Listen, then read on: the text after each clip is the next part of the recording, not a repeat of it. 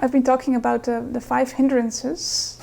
Before I left for retreat, I just came back less than a week ago, and I was here on Friday, but I haven't been back on a Tuesday yet. So before I left, I was talking about the hindrances. I was just kind of doing a series on that. And I just want to continue with that today. I was thinking, like, should I change it? Like, there's elections going on, there's all sorts of other stuff going on in the world, and yeah, I think just continuing is also fine for this time. And so, for those who don't know, the 5 hindrances are sensual desire, ill will, and then the third one is a pair, sloth and torpor, and the fourth one is a pair, restlessness and worry, and then the fifth one is doubt. And so I talked about sensual desire and ill will, and today I will continue with sloth and torpor. And these 5 hindrances are going to be part of our practice. So, like I said before, it's not like a personal failure if they show up. It's just going to be part of what's happening, and that's also why the Buddha was talking about them and teaching about them, so that we can recognize them and learn how to work with them. The Pali for sloth and torpor is tinamida, and so it's often translated as sloth and torpor. And I don't know how this is for you English, for most of you are native English speakers, but for a non-native English speaker, these words are not very, telling us. I don't know what these mean. Sloth is kind of this animal, right? So yeah, maybe we should look at what this actually means. So the first one, Tina, so the sloth, Bhikkhu Bodhi is one of the is American monk, scholar, practitioner, and he says sloth is sluggish or dullness of mind. Its characteristic is lack of driving power. Its function is to dispel energy. It is manifested as the sinking of the mind. Its proximate cause is unwise attention to boredom and drowsiness. So that's, already a lot. And then Mida, torpor.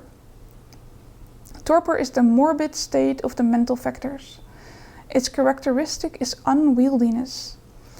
Its function is to smother. It is manifested as drooping or as nodding and sleepiness. Its proximate cause is the same as that of sloth, namely unwise attention to boredom and drowsiness.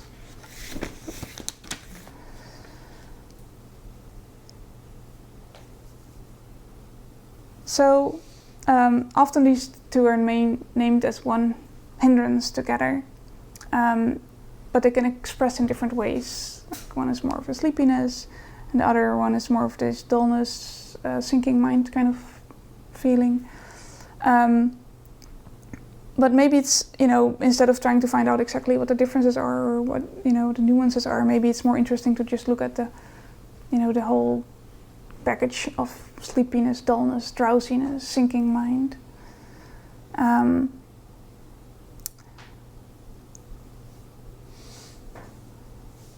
the Buddha has these similes in the suttas about each of the hindrances, and each of the hindrances is compared to a bowl of water that you look at your reflection in the bowl of water, and the hindrance is preventing you from seeing your reflection clearly.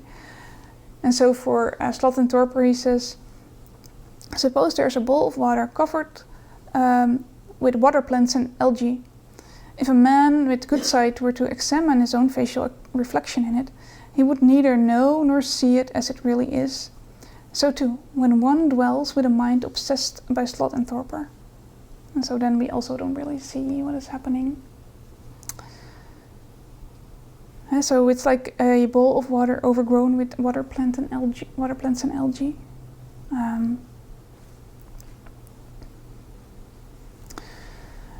And so this sloth and torpor can express in all these different ways. Sometimes we just feel mentally tired. We might have difficulty maintaining our attention in a more extreme way than our normal kind of distractedness. And it can be just a real feeling of fatigue, sleepiness, drowsiness, feeling like you have clouds in your head. The mind might become really slow, sluggish, like as if you're wading through mud. And then, it can be really hard to muster the energy to actually stay present for the meditation. Just kind of sinking away. So this sinking mind can be an expression too.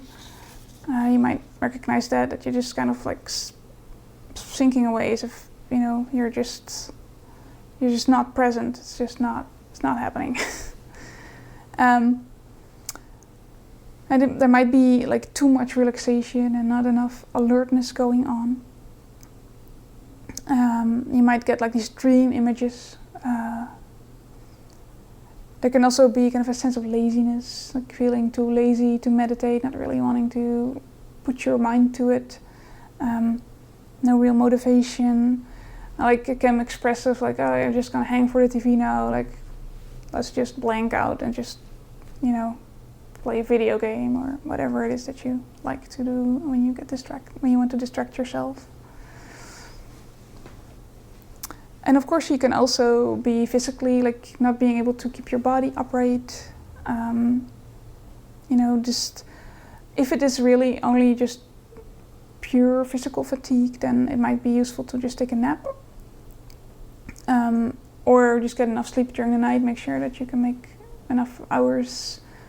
Prioritize your sleep more. I mean, often when I, for example, give an introductory course, or when I talk to people about when they're trying to set up a meditation practice, and they say, "Oh, I practice right before I go to bed, and then I fall asleep all the time." Yeah, duh. You're tired. So maybe that's not the best time to meditate, and it's not sloth and torpor then, but it's just you just need to go to bed basically. And one of my teachers is the Burmese monk Pa Auk Sayadaw. He's very strict kind of monk doing a lot of concentration meditation, but he gave the advice to if you want to know, is this sloth and torpor, or am I just really fatigued? Do I just need rest?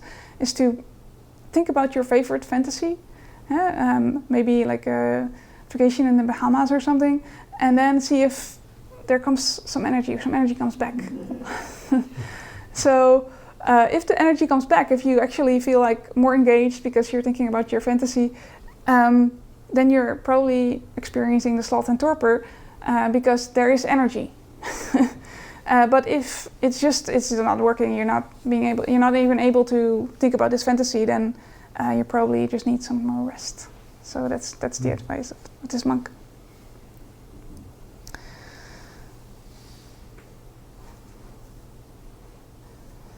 And so in the other two talks so far, I've used on these hindrances, I used this structure to look at the hindrances. And so the Buddha pointed out 5 areas that are useful to explore when working with the hindrance. And so I'll go over these 5 areas for sloth and torpor. I also went over it for the other hindrances. And so the first one is to look at the hindrance itself. So the Buddha advises that just look at the hindrance. And the aspects that we might take a look at, so this is my own interpretation, is to look at body and mind aspects of this hindrance. Like what does it feel like in the body? How does it actually feel to be sleepy? How does it feel to have a sinking mind in the body? Maybe it comes with a certain heaviness or a pressure, or maybe it's something different for you. And also, like, what is the effect in the mind? Like the dreaminess, or not being able to focus, the unfocusedness, the cloudiness, or any type of unclearness that might be there.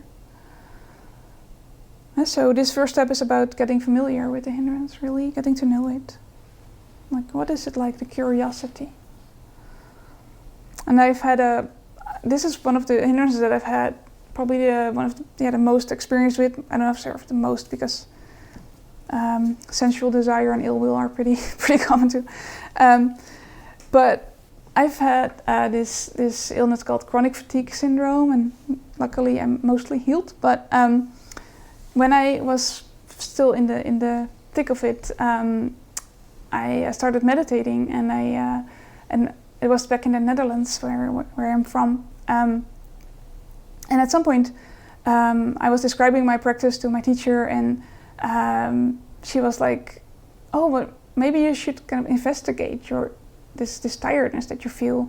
Maybe just look at it, and what can you experience? What can you really discover about it in your body and your mind?" So I started to look at it, and I found out that there is this pressure behind my throat. It's really weird.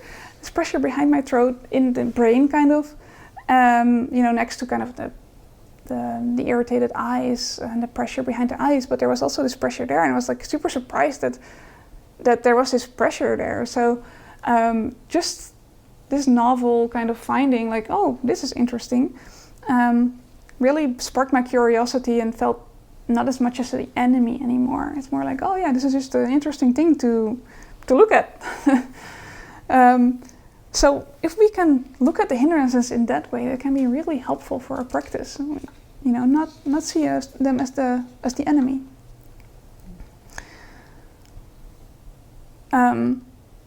We often kind of automatically push them away because they're unpleasant.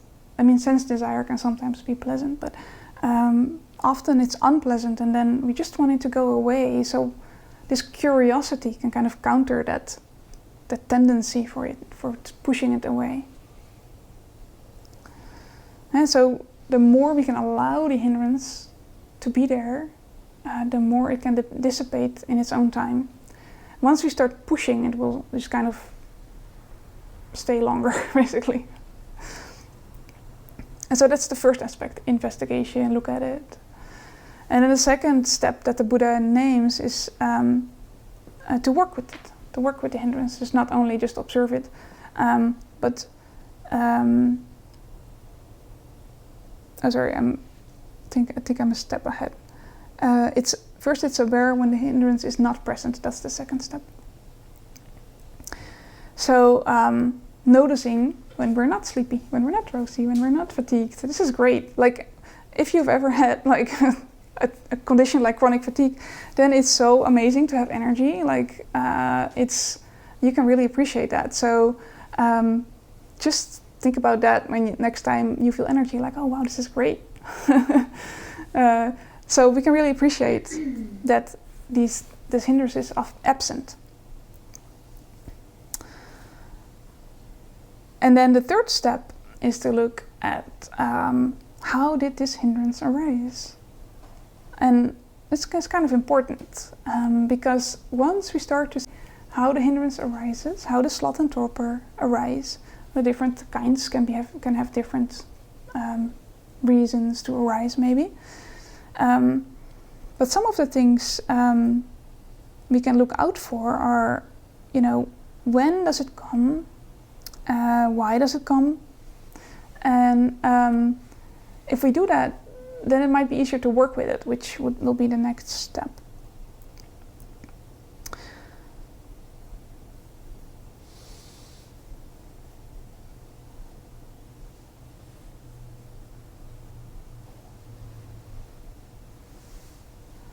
And so one of the reasons why sloth and torpor arises can be that we resist our experience. So we don't want to feel something, for example, like there's some underlying kind of mood or emotion or some difficulty that we have, and then the mind starts to compensate, like with just being super fatigued and drowsy and just not wanting to face the reality of the moment, basically. And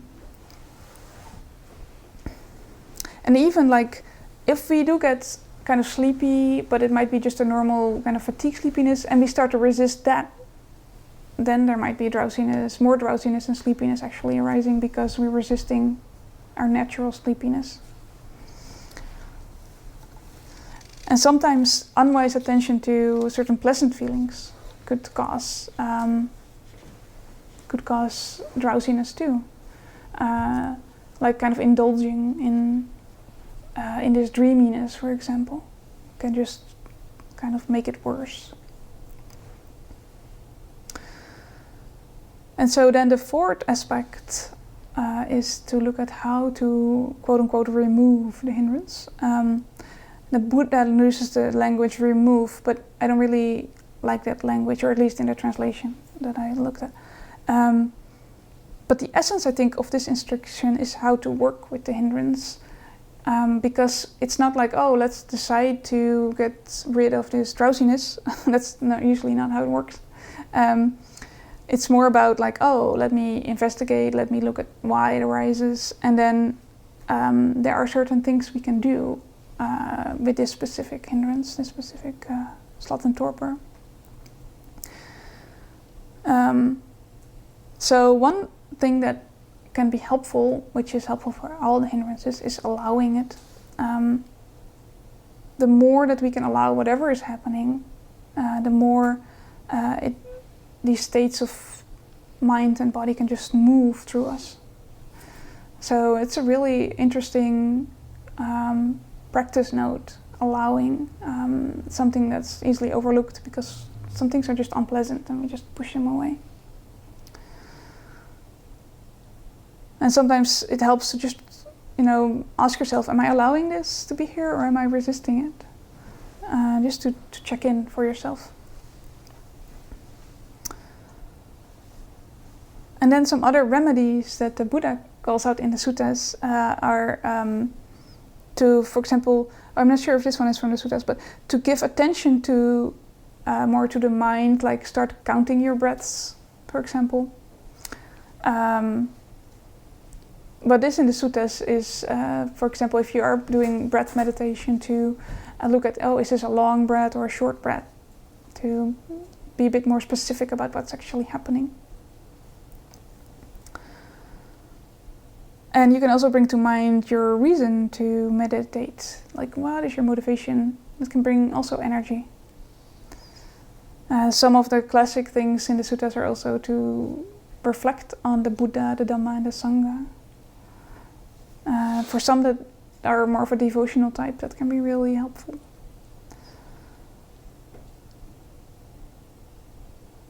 And then physically, there are a few things you can do. You can check your posture. Are you still upright? You can straighten your back. You can stand up during your meditation, do standing meditation. If we're in the group here, you can always do standing meditation. If you're at home, you can even do walking meditation, which the Buddha calls out as one of the remedies for sloth and torpor. You can briefly open your eyes and look at a light source, a lamp, or the window. And then one of the things that's also in the sutta is to pull your earlobes. It's really funny and it works. At least I've done it, and sometimes it works. You can just, rub your face a little bit with your hands, for example. These kind of things can all help a little bit. And then maybe it dissolves, and then we can rejoice in the fact that it's gone. That's one of the other steps. And then the last aspect is to prevent it from arising, so that it doesn't arise in the first place. And then this step of seeing how the hindrance or why the hindrance arises can be really important to be able to start this process of finally, or at some point, preventing it from arising. We might notice this resistance to a certain experience, and so when this resistance starts, we might be able to catch that before it starts to become sloth and torpor. Does that make sense? And then at some point we might be just facing whatever is there without resisting it, and then sloth and torpor might not arise anymore. It might not be a big hindrance anymore for you in your meditation. And that's just one example, of course. Maybe there's different reasons for you that sloth and torpor arise, so it's really important to investigate that. And so what we can do is these 5 steps. How does it, what is it like to have this hindrance? What does it feel like in body and mind? Recognize that it's absent if it's not there and rejoice in that. Investigate how or why the hindrance arose. And then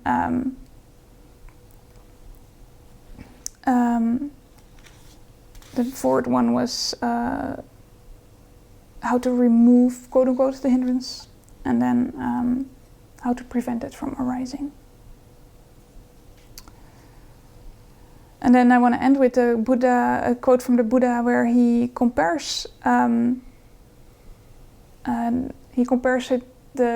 when sloth and torpor are done, when we are free from sloth and torpor, with a certain simile as well. And he has that also for each hindrance. And for sloth and torpor, he says, when one sees that sloth and torpor have been abandoned within oneself, one regards that as release from prison. When he sees that this hindrance has been abandoned within oneself, gladness arises.